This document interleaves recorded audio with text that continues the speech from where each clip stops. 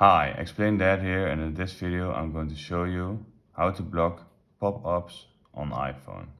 Make sure you stay to the end so you don't miss any of the important steps. Like this video and subscribe to the channel for more content. Let's begin. So this is something we're not going to do at Safari itself, but we're going to settings.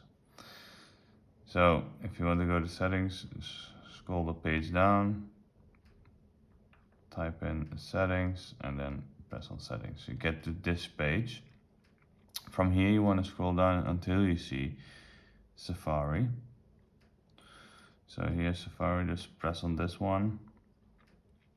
And if you're on this page, you can scroll down and then you see at general, third one down, you see block pop-ups. So if you don't want any pop-ups in Safari, you can press this one on. And this is how to block pop-ups on iPhone.